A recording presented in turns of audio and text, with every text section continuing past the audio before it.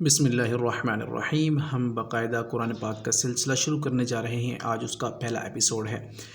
ہم عربی گرامر بھی ساتھ ساتھ پڑھیں گے، عبارت بھی ساتھ سمجھیں گے اور ساتھ چھوٹا سا آسان ترجمہ بھی کرتے چلے جائیں گے تاکہ ہمیں سمجھ آ سکے کہ ہم قرآن پاک میں پڑھ کیا رہے ہیں۔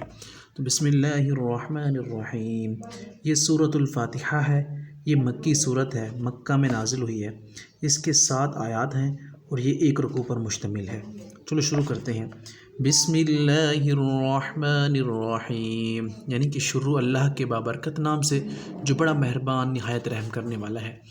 نیچے ہے جناب الحمد الحمد للہ للہ رب العالمین رب العالمین۔ پھر سے دیکھیں، الحمد للہ رب العالمین۔ تمام تعریفیں اللہ ہی کے لیے ہیں جو پالنے والا ہے اور سارے جہانوں کا، یعنی کہ تمام تعریفیں اللہ تعالیٰ کے لیے ہیں جو تمام جہانوں کا پالنے والا ہے۔ الرحمن، آگے ہے الرحمن الرحمن الرحیم الرحمن الرحیم۔ یہ نہایت ہی بابرکت نام ہے الرحمن الرحیم، بڑا مہربان نہایت رحم کرنے والا ہے۔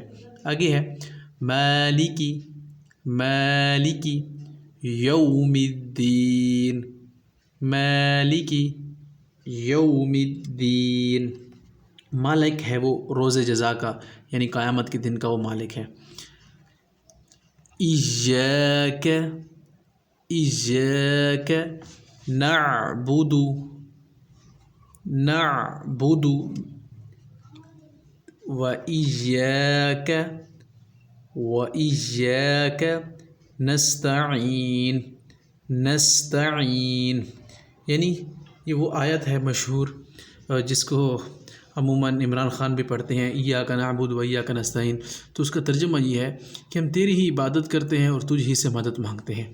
تو یہ ایک اچھا انیشیٹو ہوتا ہے، کوئی بھی اگر اپنی تقریر سے پہلے یہ بات کرتا ہے تو ہر چیز کی نفی کر کے صرف اللہ ہی کو پریفر کر رہا ہوتا ہے، سارا کریڈٹ اللہ ہی کی طرف جانے دے رہا ہوتا ہے، تو یہ بہت ضروری ہے۔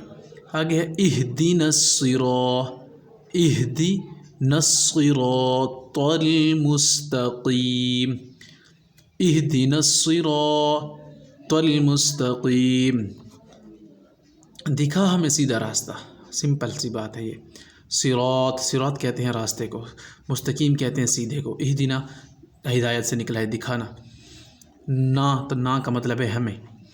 تو اب ہے صراط الذین، صراط رو راستہ، الذین ان لوگوں کا راستہ، انعمت جن پر انعام کیا تو نے، علیہم علیہم غیر المغضوب نہ کہ ان پر جن پر آپ نے غضب کیا، جن پر آپ کا غصہ ہوا، علیہم غیر المغضوب علیہم ولا الضالین۔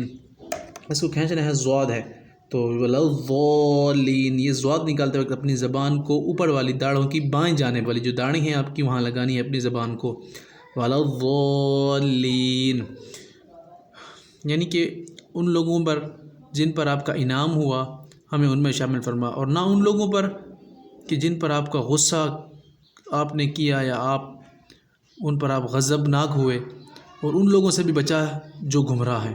تو یہ سورۃ الفاتحہ تھی الحمدللہ، اور اس کو ہم نے ایک شارٹ ترجمے اور قرآن پاک کی عربی گرامر کے ساتھ ہم نے اس کو پڑھا۔ تو انشاءاللہ اللہ کے حکم سے اس طرح ہم اس سیریز کو جاری رکھیں گے، اور کل ہم انشاءاللہ سورۃ البقرہ کا رکوع نمبر 1 پڑھیں گے انشاءاللہ۔ السلام علیکم ورحمۃ اللہ وبرکاتہ۔